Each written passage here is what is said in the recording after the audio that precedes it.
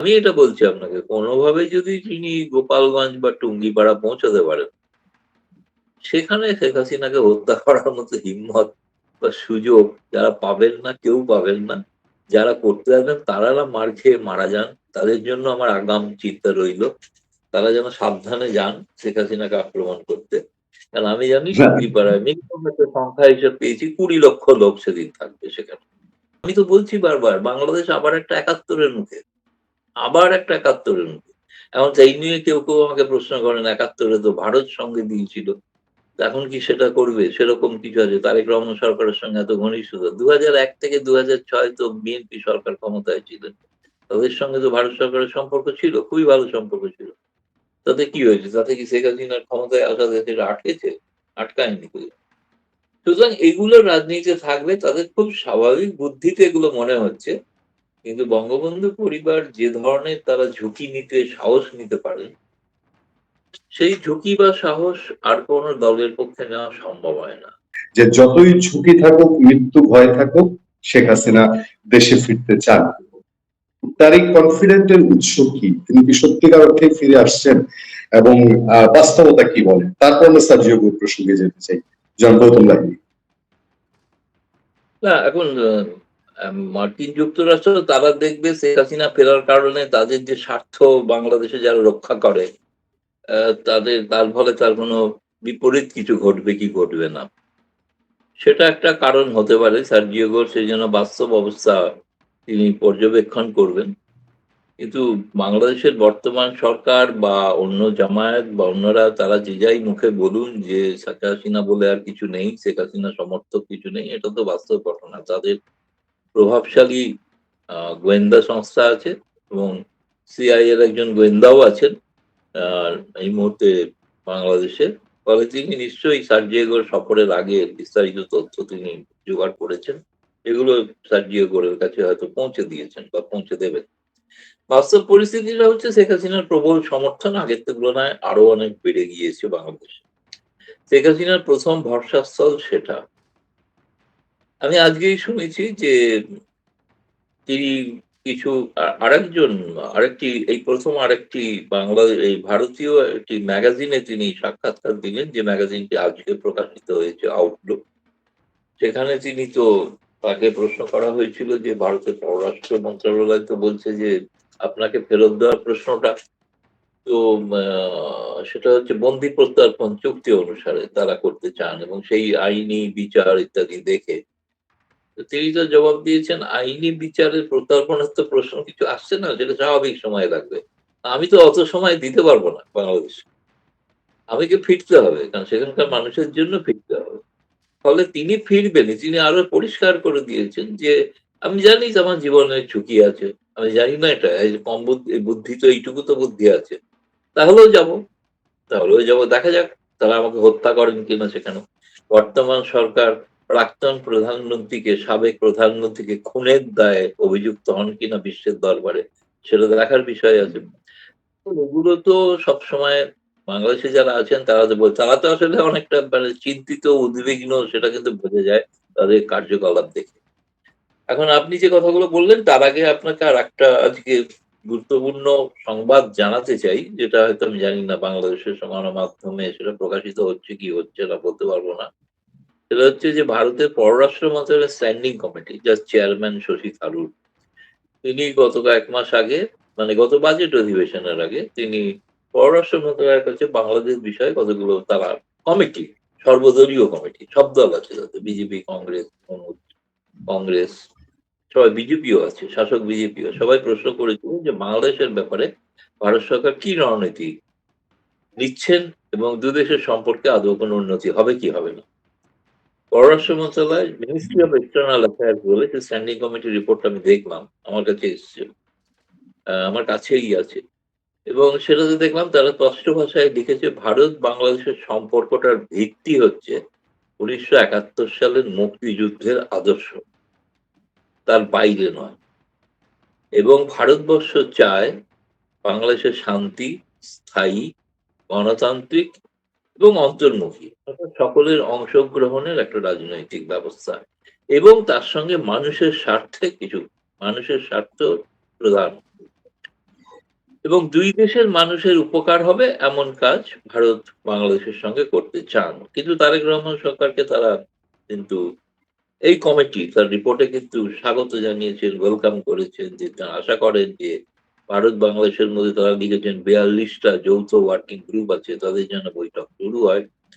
কিন্তু একই সঙ্গে উদ্বেগ প্রকাশ করা আছে কমিটিতে, যেখানে ভারত বিরোধী যে উগ্র প্রচার ক্রমাগত বেড়েছে সেটা রোখার জন্য ভারত সরকার কি করছে। ভারত সরকার বলছে সেটা ট্র্যাক 2 বা ট্র্যাক 1.5 এ আলোচনা করা হচ্ছে। বিভিন্ন সাংবাদিকদের সঙ্গেও কথা চলছে এবং সেখানকার সুশীল সমাজের সঙ্গে কথা চলছে, যাতে ভারত বিরোধী মনোভাবটা, এবং সেটা বাংলাদেশের পক্ষে সুখকর নয়। ভারত বিরোধী মনোভাবটা সুখকর হলে কথা ছিল, কিন্তু সুখকর নয়, স্বস্তিদায়কও নয়। ফলে বাংলাদেশের সেইজন্য এই প্রশ্নটাকে কিন্তু পররাষ্ট্র মন্ত্রণালয় আজকে, যেদিন সার্জিও ঘোষ ঢাকায় পৌঁছেছেন, সেই দিন রিপোর্টটা পার্লামেন্টে পেশ করা হয়েছে। রাজ্যসভা এবং লোকসভা ২ সভাতেই।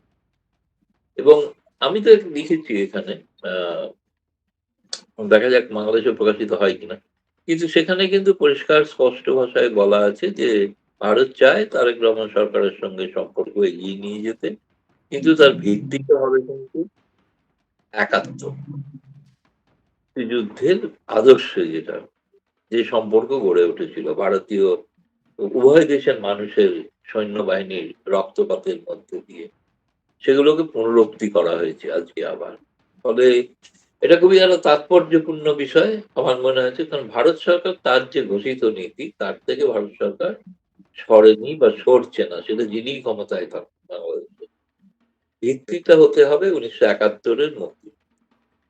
এবং সেই কারণেই তারা এখন বলছেন যে ভারত বিরোধী মনোভাব আছে, সেটা বাংলাদেশের মানে বহু মানুষ করে, স্বার্থান্বেষী মানুষ করেন। তাতে বাংলাদেশের মানুষের যাতে ক্ষতি হয় তার জন্যই করেন। ফলে আজকের দিনে শশী থারুর কমিটির কাছে ভারতের পররাষ্ট্র মন্ত্রণালয়ের জবাব, এটা খুবই তাৎপর্যপূর্ণ। হয়তো আগামীকাল ভারতবর্ষের বহু কাগজেই প্রকাশিত হবে বলে আমার ধারণা। অন্যান্য অনেক বিষয় আছে। গঙ্গা চুক্তি নবীকরণের জন্য তারা বলেছেন দ্রুত করা উচিত। তিস্তার ব্যাপারে সংশয় প্রকাশ করেছেন।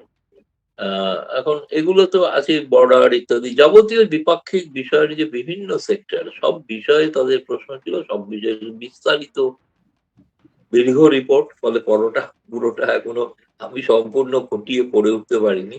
যতটুকু পড়েছি মধ্য বিষয় আপনাকে জানালাম।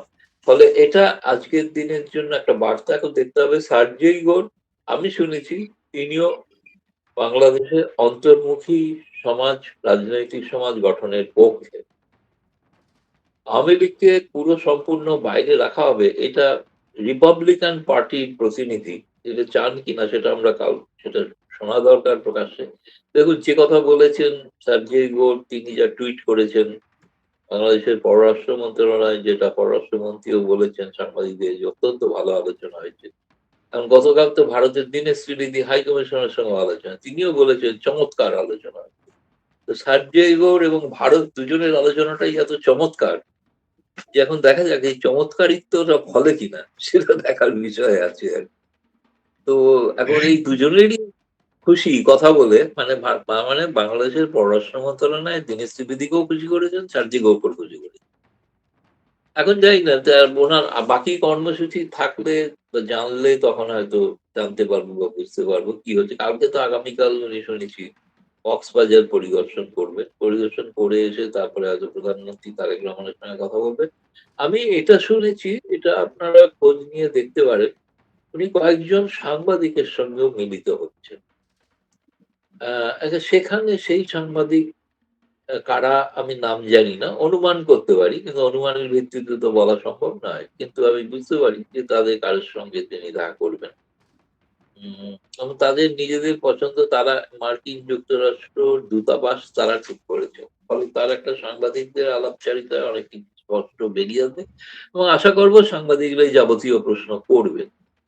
যে স্বাভাবিক যেগুলো মানুষ জানতে চাইছে। অবশ্যই প্রশ্ন হতে পারে যে আ শেখ হাসিনা যে ফিরতে চাইছেন এ ব্যাপারে আমেরিকার কোন মত আছে কি নেই? সেটা প্রকাশ্যে আর যেই গতি বলেন সেটা দেখার বা শোনার অপেক্ষায় আপনাদের সঙ্গে আমরাও অপেক্ষা করে আছি। বলুন, পূর্ণিয়া স্যার। দাদা, আমরা শুনছি যে তার প্রোগ্রামে কিছু চেঞ্জ আসছে, এরকম আপনার কাছে কি তথ্য আছে কিনা? আমি বাংলাদেশের সাংবাদিক বলতে আমি জানি যে আমাদের ডিপ্লোম্যাটিক রিপোর্টার অ্যাসোসিয়েশন ডিক্যাপ একটা আছে। সাধারণত আমেরিকান কেউ আসলে দেখা করলে ডিক্যাপ এর সদস্য হয়ে দেখা করেন, তাদের সবাইকে আমরা চিনি। কিন্তু তার প্রোগ্রামে কোনো পরিবর্তনের কোনো খবর আপনি পেয়েছেন? না, আমি সেরকম কিছু জানি না পরিবর্তন কিছু হয়েছে কিনা। কিন্তু কেউ বলছেন, আমি সেটা তো এখনো ভেরিফাই করতে পারিনি। যে কোথাও একটা তার নৈশভোজের কথা ছিল সেটা বাতিল হয়ে গেছে। সেটা তো এখনো নিশ্চিত আমি হতে পারিনি যে পররাষ্ট্র মন্ত্রণালয় তাকে, ধরুন সার্জে গোরের মতো একটা ইম্পর্টেন্ট মানুষ, তিনি ট্রাম্পের সরাসরি দূত, তিনি পৌঁছেছেন। এবং একটি কাগজ তো দেখলাম লিখতে গিয়ে তার সম্পর্কে একটা অন্য পরিচয় দিয়েছে, তিনি নাকি ঘনকুবের। এখন ঘনকুবের বলে ট্রাম্প রেখেছেন কিনা আমি জানি না, কিন্তু ট্রাম্পের ব্যক্তিগত লোক, ফলে শেষ পর্যন্ত ধনকুবের এই সার্জেই গোর, তিনি শেষ পর্যন্ত সেই ডিনার বৈঠকটা হয়নি, বা আমি কনফার্ম করতে পারিনি হয়, মানে হওয়া দাদা, আমি স্বাভাবিক একজন বিরোধী। হ্যাঁ, আমি বলবেন না আমি আপনি? আমি একটু আগের বলেন। প্রসঙ্গে যেতে চাই। আপনি জানেন যে বাংলাদেশে শেখ পরিবারকে পুরোপুরি নির্মূল করার জন্য পাকিস্তানের একটা এটা স্বীকৃত, ইতিহাস স্বীকৃত যে পাকিস্তান চেয়েছিল বঙ্গবন্ধুর পুরো পরিবারটাই যেন 75-এ শেষ হয়ে যায়। এরপরেও শেখ হাসিনাকে হত্যার জন্য 21 বার চেষ্টা করা হয়েছে। বাংলাদেশে শেখ হাসিনার শাসন অবসানের পরে এবার পাকিস্তানে সেটা উদযাপন হয়েছে। এবং অনেকেই বলেন যে 5 আগস্ট 2024-এ পাকিস্তান আইএসআই এর বড় একটা অংশ শেখ হাসিনাকে গণভবনে হত্যার জন্য রেডি ছিল। এটা অনেকে বলে, অনেক জায়গায় আলোচনা।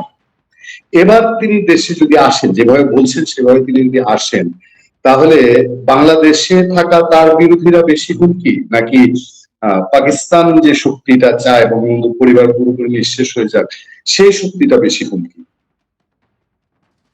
তারপরেও তো বঙ্গবন্ধু পরিবার থাকবেন। তার সঙ্গে তার পুত্র সজীব ওয়াজেদ জয় বা মেয়ে পুতুল সঙ্গে যাচ্ছেন এমন কোনো খবর পাইনি, বা তার বোন শেখ রেহানা যাচ্ছেন এমন কোনো খবর পাইনি। কিন্তু তিনি যখন যাবেন তার সঙ্গে প্রচুর বিদেশি গণমাধ্যম যেতে পারে বলে শুনছি। ফলে তাদের সামনে যদি হত্যাকাণ্ড ঘটে, তারা আশা করি স্পট থেকে ফ্যাকচুয়াল রিপোর্টিং করবে। ফলে তাদের রিপোর্টিং থেকেই তো পরিষ্কার হয়ে যাবে যে কে দায়ী শেখ হাসিনার হত্যার জন্য। এবং আমার মনে হয় না যে তারেক রহমান সরকার এতটা ঝুঁকি নিতে পারবে না। আন্তর্জাতিক দুনিয়ায় খুব সমস্যার সম্মুখীন হতে হবে। মানে একটা সাবেক প্রধানমন্ত্রীকে হত্যা করা হচ্ছে। আ সেই দায়টা তো তাদের ঘাড়ে পড়বে না? ফলে তারেক রহমান সরকার কি এমন কিছু একটা কি সুযোগ করে দেবেন সেই পাকিস্তানি আইএসআই গোয়েন্দাদের, যে তাতে তারা নিশ্চিন্তে হত্যা করতে পারে? যদিও অনেকেই বলেন যে আ সবই সম্ভব বাংলাদেশে। বাংলাদেশে অসম্ভব বলে কিছু নেই। ফলে এটা আমি উড়িয়ে দিচ্ছি না। কিন্তু শেখ হাসিনা বলছেন, "আমি তো এভাবে দীর্ঘকাল এরকম এখানে দিল্লিতে বসে নিরাপদ আশ্রয় এরকম থেকে যাব চিরকাল। এটা তো হতে পারে না। বয়স হচ্ছে।" ফলে যা হবার হবে, বয়স হচ্ছে। এরপর আর কতদিনই বা বাঁচলাম, তাই না? তো যে কদিন আমি গিয়ে চেষ্টা করে দেখি একবার আমার দেশে মানুষের কাছে ফিরতে পারেন কি। কিন্তু আমি এটা বলছি আপনাকে, কোনোভাবে যদি তিনি গোপালগঞ্জ বা টুঙ্গিপাড়া পৌঁছাতে পারেন, সেখানে শেখ হাসিনাকে হত্যা করার মতো হিম্মত বা সুযোগ যারা পাবেন না, কেউ পাবেন না। যারা করতে যাবেন তারা না মার খেয়ে মারা যান। তাদের জন্য আমার আগাম চিন্তা রইল। তারা যেন সাবধানে যান শেখ হাসিনাকে আক্রমণ করতে। কারণ আমি জানি টুঙ্গিপাড়ায় মিনিমাম একটা সংখ্যা হিসেবে পেয়েছি ২০ লক্ষ লোক সেদিন থাকবে সেখানে। ২০ লক্ষ লোক। এখন সেটার জন্য বাংলাদেশের সেনাবাহিনী বা কি করবে সেটা আমি জানি না। সেটা, ফলে এদের জন্য আমার শুভেচ্ছা রইলো। আপনারা যেন বেনজির, কি বলে? জুলফিকার আলী ভুট্টোর মতো প্রাণ হারিয়ে ফিরে না যান। পাকিস্তানিরাই হত্যা করেছিল জুলফিকার, যিনি বঙ্গবন্ধুকে ফাঁসি দিতে চেয়েছিলেন। ফলে এখন এই ইতিহাস তো আছে জানা। সুতরাং এটা, দেখুন, তাদের পক্ষে খুব স্বাভাবিক একটা হুমকি দেওয়া, ভয় পাইয়ে যদি শেখ হাসিনাকে রোকা যায়। শেখ হাসিনা যে ধরনের নেত্রী, তাকে বোধহয় ভয় পাওয়ানো খুব মুশকিল। ভয় পাওয়ানো খুবই মুশকিল। আপনার শেখ হাসিনা বিহীন টুঙ্গি পাড়াতে এই শেখ হাসিনা বিরোধীরা ঢুকতে পারে না, আর শেখ হাসিনা থাকলে পরে টুঙ্গি পাড়ায় ঢুকবে, এটা আসলে কেউ বোধহয় পাগলও কল্পনা করে না। আমি দাদা জানতে ওটা চাই, তো ওটা তো পৃথক বাংলাদেশ হয়ে যাবে সেদিন। আমি আমি জানতে চাই যে শেখ হাসিনা, আমাদের সমাজে শেখ হাসিনার সমর্থক কর্মী রয়ে গেছে, এখনো অনেক আছে। আমরা সাংবাদিকতা করতে গেলে অনেকের প্রশ্নের মুখে পড়ি, দেখি, জানি। আমি দেখতে পাচ্ছি যে তারা কেউ কনফিডেন্ট হতে পারছে না যে শেখ হাসিনা চলেই আসবেন কিনা, আসলে পরে লাভ কি হবে, তিনি এসে জেলে ঢুকে যাবেন, তাহলে আওয়ামী লীগের লাভটা কি? আমরা যারা এই যে দিগভ্রান্তর মধ্যে আছি, মানে তারা বলছেন আওয়ামী লীগের লোকজন এই যে দেশে থেকেও একটা বন্দির মতো অবস্থা, গৃহবন্দির মতো থাকতে হয়, তাদের কি লাভ হবে?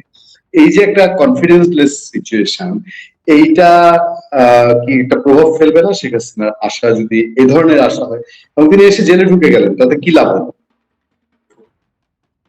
দেখুন, এরা ইতিহাস ভুলে যান, এই আর কি। দেশ যখন স্বাধীন হয়েছিল তখন কি বঙ্গবন্ধু দেশে ছিলেন? কোথায় ছিলেন? কারাগারে ছিলেন না? তাতে কি বাংলাদেশ স্বাধীন হয়নি? স্বাধীন হয়েছিল তো। তিনি তো একটা ডাক দিয়ে তিনি পাকিস্তানি সেনাবাহিনীর হাতে বন্দী হয়ে গিয়েছিলেন। তাকে তো ফাঁসিরও হয়েছে, না হয়েছে ফাঁসি, না হয়েছে বাংলাদেশের পূর্ব পাকিস্তানের জয়, হয়েছে তো বাংলাদেশিদের জয়, তাই না? তো সুতরাং এটা আবার ঘটবে না এমন কিছু, আমি তো বলছি বারবার, বাংলাদেশ আবার একটা একাত্তরের মুখে, আবার একটা একাত্তরের মুখে। এখন এই নিয়ে কেউ কেউ আমাকে প্রশ্ন করেন, একাত্তরে তো ভারত সঙ্গে দিয়েছিল, এখন কি সেটা করবে? সেরকম কিছু আছে? তারেক রহমান সরকারের সঙ্গে এত ঘনিষ্ঠতা, 2001 থেকে 2006 তো বিএনপি সরকার ক্ষমতায় ছিলেন, তাদের সঙ্গে তো ভারত সরকারের সম্পর্ক ছিল, খুবই ভালো সম্পর্ক ছিল। তাতে কি হয়েছে? তাতে কি শেখ হাসিনার ক্ষমতায় আসা সেটা আটকেছে? আটকায়নি তো। সুতরাং এগুলো রাজনীতিতে থাকবে, তাদের খুব স্বাভাবিক বুদ্ধিতে এগুলো মনে হচ্ছে। কিন্তু বঙ্গবন্ধু পরিবার যে ধরনের তারা ঝুঁকি নিতে, সাহস নিতে পারে, সেই ঝুঁকি বা সাহস আর কোন দলের পক্ষে নেওয়া সম্ভব হয় না। ফলে লাভ হবে মানে তারা আবার মুক্ত বাংলাদেশ দেখতে পারেন, এটুকুই লাভ হবে, আর কিছু না। বর্তমানে পরাধীন অবস্থায় আছেন যদি বলি, তাহলে তখন তারা লাভবান হবেন, স্বাধীন বাংলাদেশ আর একবার দেখবেন, দ্বিতীয়বার স্বাধীন। এবং ডিসেম্বর তো বিজয়ের মাস, কি আত্মসমর্পণ করে সেটা দেখার জন্য সবাই দেখবেন তারা, শেখ হাসিনা দাদা, নাকি তার আরেকটু, বিরুদ্ধে যারা তারা। আরেকটা টপিক, আবার দীনেশ ত্রিবেদীর ইয়েতে চলে যাই। আপনি জানিয়েছেন, আপনি বলেছেন যে বাংলাদেশের পররাষ্ট্র প্রতিমন্ত্রীর সঙ্গে দীনেশ ত্রিবেদী দেখা করেছেন, সেখানে তারেক রহমানের ভারত সফরের আমন্ত্রণ যেটা ঝুলে আছে, এটা নিয়ে কথা বলেছেন। দীনেশ ত্রিবেদীও বলেছেন যে এটার দিকে ভারত তাকিয়ে আছে। হ্যাঁ, এই এই সফরটা হলে পরে কি ধরনের ফলাফল আনবে, কি ধরনের প্রভাব পড়বে, আর যদি না হয় কোনো কারণে, তাহলে কি হতে পারে? না হলে বাংলাদেশের ক্ষতি, না হলে বাংলাদেশের ক্ষতি, এক কথায়। কারণ এটা তো শুধু ভারতের নয়। শুনুন, তারেক রহমান সরকারের পক্ষে একটা সুবিধা যে তিনি ভারতের সঙ্গে কোনো দ্বিপাক্ষিক সম্পর্কে সফরে আসছেন না। তিনি ব্রিক্স, একটা আন্তর্জাতিক বহুদেশীয় মঞ্চের একটা সম্মেলনে, শিখর সম্মেলনে আসছেন বিশেষ অতিথি হিসেবে। সেই সময় প্রত্যেকটা দেশের সঙ্গে তার বৈঠক হতে পারে, চীনের সঙ্গে হতে পারে, রাশিয়ার সঙ্গে হতে পারে। ভারতের তো খবর নিশ্চিত রাখা আসছেনই। এখন ভ্লাদিমির পুতিন কিছুদিনের মধ্যে কনফার্ম হতে পারে, 11টা দেশ, তার মধ্যে ইরানও আছে। ফলে এইসব দেশের প্রত্যেকের রাষ্ট্রপ্রধানের সঙ্গে তারেক রহমানের একটা সাক্ষাতের সম্ভাবনা আছে, ভারত ছাড়াই। এরপরে ধরুন ভারত, কিন্তু তিনি এলে প্রত্যেকটা দেশ কিন্তু শেখ হাসিনা প্রসঙ্গ উত্থাপন করবে। তারা জানতে চাইবে যে বাংলাদেশে কি ধরনের রাজনীতি হচ্ছে, কি রাজনীতি হচ্ছে। আচ্ছা, চীন তো জানেই, কিন্তু বাকিরা অনেকে আরো স্পষ্ট ভাষায় তারেক রহমানের কাছে জানতে চাইতে পারে। এটা আমি জানি না এটা যে ভারতের কোনো কৌশল কিনা, যে এদেরকে দিয়ে প্রশ্ন করিয়ে জানা যে সত্যি সত্যি বাংলাদেশে শেষ পর্যন্ত ইনক্লুসিভ পলিটিক্স হবে কি হবে। এখন সেটা ভারতের সঙ্গে যখন কথা হবে তখন ভারত নিশ্চয়ই অন্য যাবতীয় দ্বিপক্ষীয় সম্পর্ক উন্নত করা, যেগুলো যেগুলো বন্ধ হয়ে আছে সেগুলোকে শুরু করা ইত্যাদি বিষয় তো শুরু হবে, হতেই পারে আলোচনা। কিন্তু তার সঙ্গে তো এটা অবভিয়াস ব্যাপার না যে সেখানে প্রসঙ্গটা তো অনুচ্চারিত থেকে যাবে, এটা হতে পারে না। তারা তাদের মত বলবেন শেখ হাসিনা সম্পর্কে, কিন্তু ভারত তাদের মত, তার মত শুনবেন এবং তাদের মতামত বলবেন। ফলে এটা বিষয়টা আলোচনা সেপ্টেম্বরটা সেজন্য খুব গুরুত্বপূর্ণ বিষয়, গুরুত্বপূর্ণ সময়। যে সময়তে এই বিষয়ে একটা কোনো সিদ্ধান্ত হয়তো জানা যেতে পারে বা তারেক রহমান সরকার, যেমন তারেক রহমান সরকারের পক্ষে প্রকাশ্যে ঘোষণা করা সম্ভব নয় যে আমরা শেখ হাসিনাকে সাদরে লাল কার্পেট দিয়ে অভ্যর্থনা জানাচ্ছি। এটা তো সম্ভব না। কিন্তু আর কি করা যেতে পারে? সেটা নানাভাবে পথ আছে, যদি চান, সদিচ্ছা যদি তাকে অনেক কিছু করতে পারে। যেটাতে ভারত হয়তো চাইতে বোঝাতে যে যেটা আজকে ভারত সরকারের উত্তর, ইনক্লুসিভ সোসাইটি দরকার এবং ৭১ এর মুক্তিযুদ্ধের আদর্শে বাংলাদেশ প্রয়োজন। তো সেই ৭১ এর মুক্তিযুদ্ধের বাংলাদেশ, তাতে বিএনপিও অংশীদার ছিল। ফলে তারা এবং আওয়ামী লীগ এই দুটোই তো ৭১ এর মুক্তিযুদ্ধের পক্ষের লোক। না তো জামায়াত না এনসিপি। এনসিপি তো জন্মই হয়।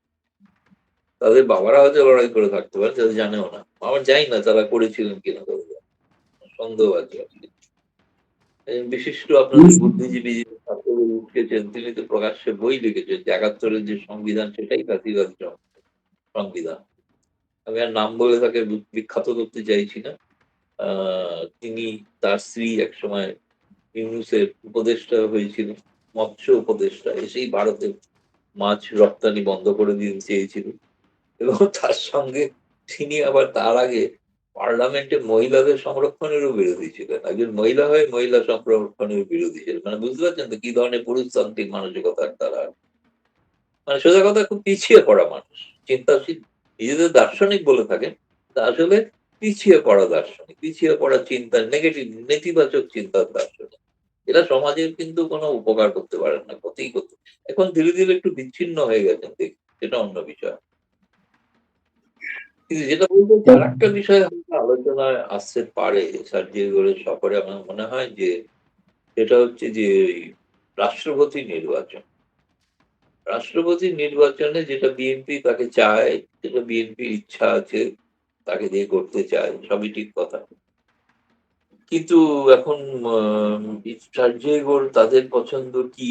তারা কি রিপাবলিকানদের মতো, এই ডেমোক্র্যাটদের মতো আবার ইউনূসকেই চাইবেন কি চাইবেন না? ইউনূস যে খুব হাল ছেড়ে বসে আছেন এমন কিন্তু নয়। তিনিও সব ধরনের কলকাঠি নাড়েন। ফলে সার্জিয়াগোর ঢাকায় থাকা অবস্থায় ইউনূসের সঙ্গে সাক্ষাৎ করলেন কি করলেন না, এটার দিকেও আমাদের সকলের চোখ থাকা উচিত আরকি, রাখা উচিত।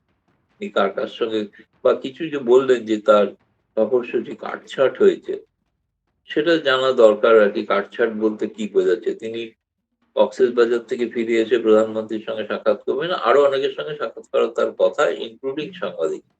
তো এখন দেখা যাক সেটা হয় কি হয় না। আমি দাদা শেষ প্রসঙ্গটা তোলার আগে আমার নিজের সাংবাদিক হিসেবে একটা পর্যবেক্ষণ আপনাকে জানিয়ে দিই। বাংলাদেশের রাজনীতিতে এবার এ মাসে এসে প্রমাণ হয়েছে যে এনসিপি আসলে আর প্রাসঙ্গিক না।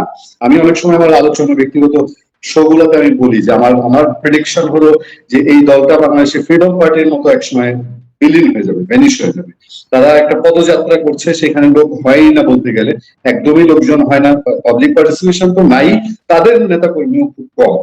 আমি আরেকটা প্রসঙ্গে যেতে যেতে চাই, আপনার একটা কথা আমাকে অনেকেই, গতকালও আমাকে একজন রেফারেন্স দিয়েছে, বলেছে যে দাদাকে আপনি জিজ্ঞেস করেছিলেন বাংলাদেশ ভারত সম্পর্কটা কখন ভালো হবে, দাদা উত্তর দিয়েছিলেন যে যখন থেকে টুরিস্ট ভিসাটা ওপেন হয়ে যাবে আপনি ধরে নেবেন সম্পর্কটা ভালো হয়ে যাচ্ছে বা গেছে।